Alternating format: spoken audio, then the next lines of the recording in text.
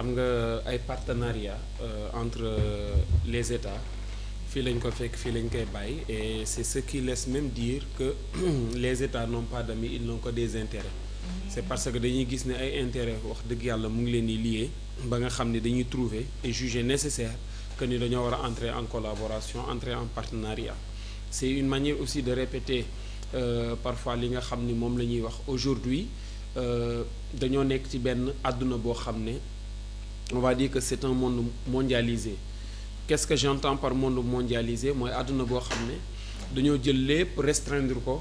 ci les mêmes dimensions, dañoo jël lépp restreindre ko ci les mêmes coutumes, dañoo jël lépp restreindre ko ci les mêmes valeurs, les mêmes traditions. Et que su ñu ñëwaatee ci mondialisation bu ñu demaatee ci yenn jàngalekat yi dañ naan la mondialisation est un processus par lequel des ensembles interdépendants partagent des relations sur le plan économique, politique, social et culturel. Donc loolu mooy que su ñu nee mondialisation mooy dëkk yi nga xam ne dañoo nekk ci àdduna bi dañuy bokk ay culture, dañuy bokk la nga xam ne mooy système économique, dañuy bokk système politique, dañuy bokk leneen. Et que su ñu demee ba bokk loolu lan lay indi comme conséquence mooy nañuy defee mooy yam, nañuy waxee mooy yam, nañuy doxalee mooy yam. D'accord tey jii nii su dee dañoo yegg ci dimension boobu pour rek gën a soutenir les propos de Ami Cissé kenn mënul recroqueviller wu ci sa territoire ne man fi laayam duma bokk ak keneen. mu ngi koy wax c'est-à-dire que on est aujourd'hui dans un monde boo xam ne on utilise le vocable village planétaire. Village planétaire boobu noonu mooy que au lieu ñu nekk ci benn circonscription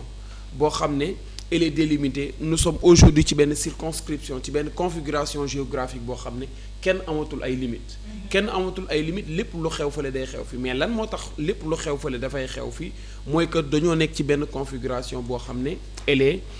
unique. Configuration bu unique boobu buñ ci nekkee bijou lan mooy tax configuration boobu dëgër. lan mooy tax du ñu booloo ba pare séparé wu mais dañuy booloo am dëgër laay mooy la nga xam ni mooy suñuy rapport nañ koy définir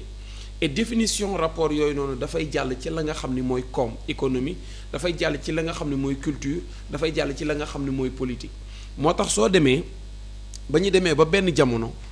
dañoo gis ni le modèle capitaliste dafa dominer àdduna bi. Mais lan moo tax ñu dem ba capitalisme dominé ba nga gis ni sax ñun suñu première alternance modèle boobu noonu la ñu prôné parce que dafay nekk modèle boo xam ne dafay tax état yi dañuy souffler ba àdduna bi dem nga ba da nga naan presque tous les pays sont des pays capitalistes wala boog yenn tuuti dëkk yi nga xam ni duñu ay dëkk yi nga xam ni c'est des capitalistes dañuy gis ni dañuy appliquer la ñuy wax système mixte maanaam dañuy capitaliser benn part. ca la nga xam ne moom la ñuy doxalee benn part ñu jël ko socialiser ko c'est une manière donc de dire que les pratiques sont les mêmes partout te su ñu demee ba pratiques yi nekk fépp les mêmes collaboration mënta ñàkk waaye lay ëpp njëriñ ca collaboration ma mooy lan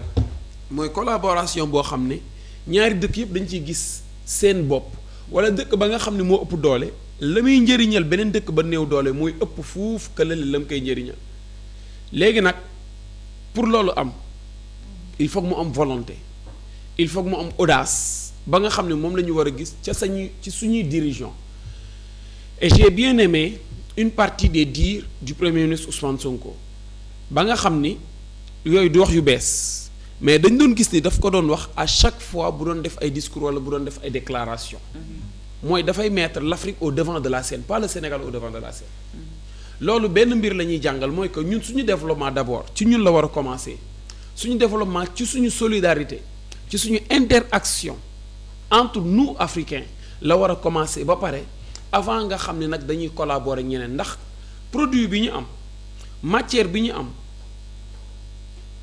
fondement bi ñu am ñun dañ ko war a jël exploiter ko unir ci jël cette force jaay ko les étrangers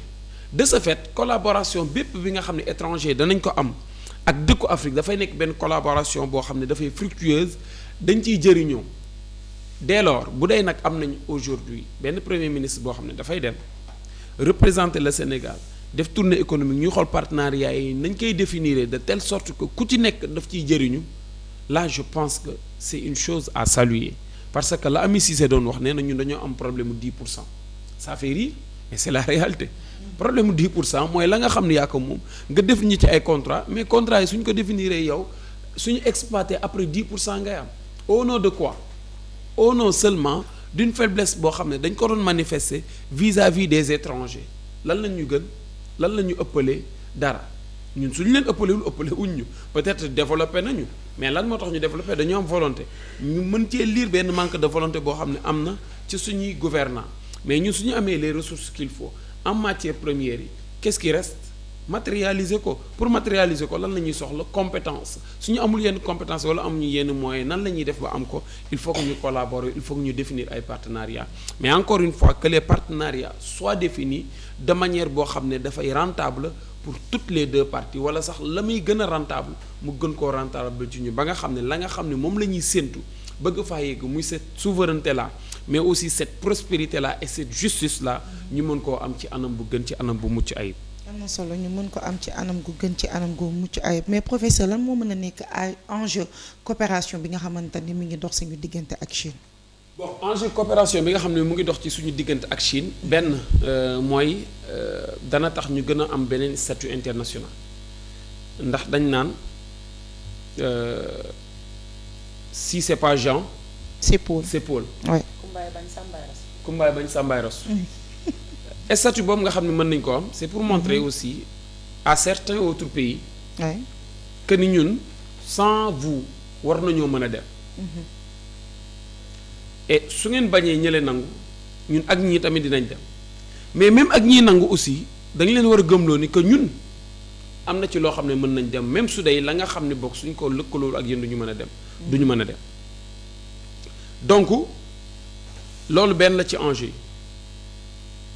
mais Chine. Bijou. La Chine est l'avenir du monde. oui. dañ ne New York mooy première ville commerciale du monde New York nekk États-Unis ñu ne Chine mooy premier wu concurrent bu États-Unis à titre commercial yow nga lëkkaloo ak Chine actuellement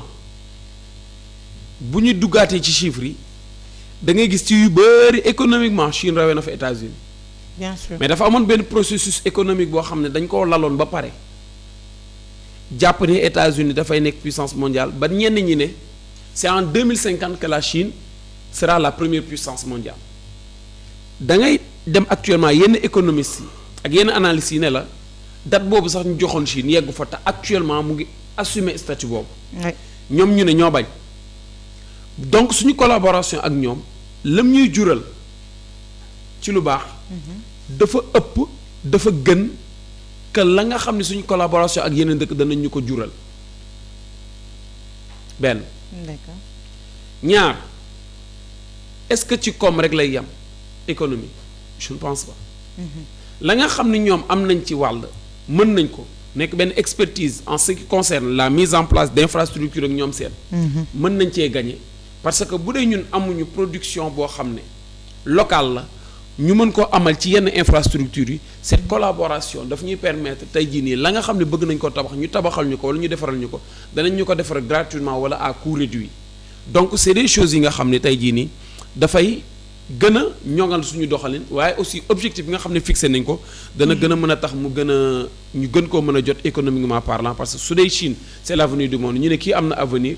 ndaw si am na avenir moo ko taxee dana ma jural lii ak lii ak lii c'est parce que am na loo seen ci moom tey ji su dee dañuy collaborer Chine te Chine c'est l'avenir du monde économiquement parlant collaboration boobu lañ ñu mën a jural moo ëpp foofu lañ ciy mën a gagner nag moo ëpp foofu que lañ ji nga xam ne war nañ ko ci mën a ñàkk. am na solo luñ ci mën a jëlee ci ngëneel moo ëpp foofu li nga xamante ni mën nañ ko cee ñàkk en tout cas mu nekk benn collaboration wala benn coopération boo xamante ni dafa équilibré mu basé wu ci loo xamante ni gagnant-gagnant lay doon kon bu ko defee honorable li ngi daal di dikk rek ci li nga xamante ni moo di les critiques de Guy Marius Sagna sur les gestions ba tey sur la gestion autant pour moi de l'Assemblée nationale.